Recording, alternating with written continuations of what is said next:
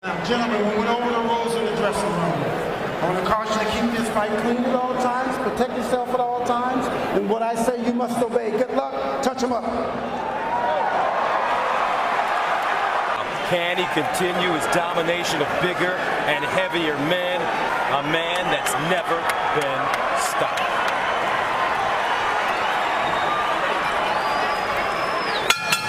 And here we go.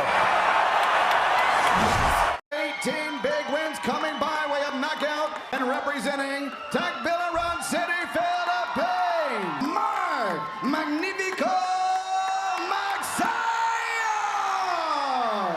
24 victories, no defeats, 13 wins coming by way of knockout, fighting out of and representing Las Vegas, Nevada. He is the undefeated Andres Cortez!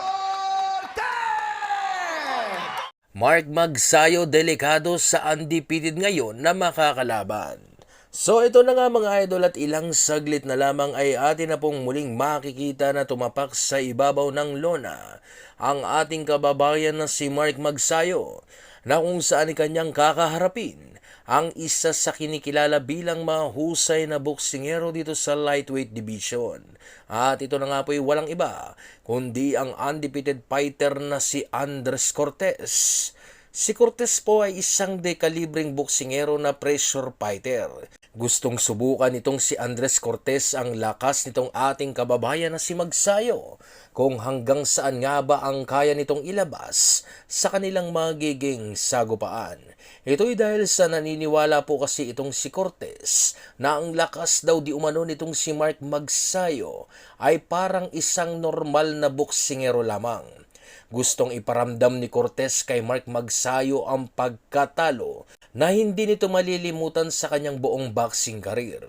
Kumbaga gusto po nitong si Cortez malasap ni Magsayo ang knockout na pagkatalo. Ito'y dahil sa hindi po kasi talaga nararanasan pa ng ating kababayan ng matalo po sa pamamagitan ng knockout. Kaya tiwala itong si Cortez na ang knockout na pagkatalo ang titibag daw sa kumpiyansa ng ating kababayan. Ang sagot po ni Magsayo ay maganda nga daw kung ganito mag-isip ang kanya ngayong makakalaban. Ibig sabihin lamang daw niyan mga idol, wala pang kaalam-alam itong si Cortez kung gaano nga ba kadelikadong boksingero ang kanyang kakaharapin sa T-Mobile Arena, Las Vegas, Nevada. Gusto po gulatin ni Magsayo itong si Cortez kung gaano nga ba siya kalakas na boksingero. At hindi po siya pipitsugin na boksingero na katulad na lamang ng iniisip nitong si Cortez. Magandang laban po ito mga idol, dahil sa parehas kasing mainit ang dalawang boksingerong ito na kapwa nagkapalitan na ng maanghang na salita para maging panimulang hakbang sa kanilang magiging sagupaan. Ngayon mga idol ay magbibigay po ako ng pag-aanalisa sa magiging laban ni Cortez at Magsayo, na kung saan ngayon nasa sa inyo pa rin kung ako po ay inyong sasangayunan. Para sa akin ay katulad pa rin ng dati mga idol. Style mix fight pa rin po talaga ang magiging laban na ito, at kung sino ang una makakakuha na magiging face ng laban. Medyo nahihirapan po si Magsayo sa mga kalaban na gumagamit ng haba at distansya o yung reach advantage. Nahihirapan po kasi si Magsayo na pumasok sa kalaban na may mahabang braso, katulad ng laban nito kay Ray Vargas at Brandon Figueroa, na parehas po talaga na mahabang boksingero. Natatamaan po kasi agad-agad itong si Magsayo sa oras na papasok pa lamang ito sa depensa ng kalaban. Isa kasing technical na volume puncher itong si Mark Magsayo, na matyaga pong inaantay na mayanig ang kalaban sa kanyang mga binabatong suntok. Ang kaganda naman po kasi sa magiging kalaban na ito ni Magsayo ay hindi po nalalayo ang kanilang tangkad at haba ng braso. At dahil dito ay hindi mahihirapan si Mark Magsayo na abutin itong si Cortez gamit ang kanyang malalakas sa suntok.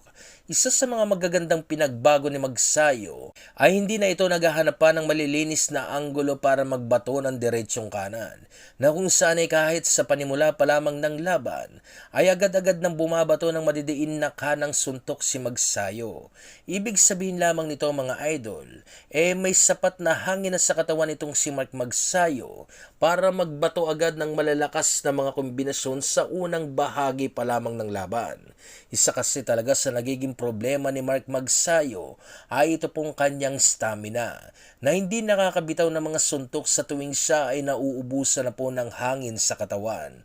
Sa tingin ko mga idol, ito talaga ang pinagtuunan ngayon ng pansin nitong kampo ni Mark Magsayo sa kung papaano nga ba nila masusolusyonan ang usapin sa stamina nitong si Magsayo. Ito po kasi ang ginagamit na game plan ng mga kalaban para talunin itong ating kababayan. Ngayon, kung kaya na po nitong si Magsayo pumukpok ng malalakas sa suntok mula sa umpisa hanggang sa ika-12 ng rounds mga idol, ay masasabi ko po na mahihirapan na silang talunin itong si Magsayo. Dahil sa nasa prime na kasi itong si Magsayo mga idol at nagmamadali na pong makahanap agad ng malalakas na mga kalaban. Para sa gayon nga ay makaupo na sa upuan ng mga malalakas na kampyon at mapalaban sa ilang mabibigat na pangalan. Kaya ano sa tingin nyo mga idol? Makakaya po kaya ng ating kababayan na si Magsayo bigyan po ng kauna-unahang talo itong si Andres Cortez? At magagawa kaya ni Magsayo talunin via knockout ang kanya po ngayong makakalaban? I-comment nyo na po yung magiging komento mga idol para sa gayon ay atin nyo mapag-usapan dito sa ating comment section.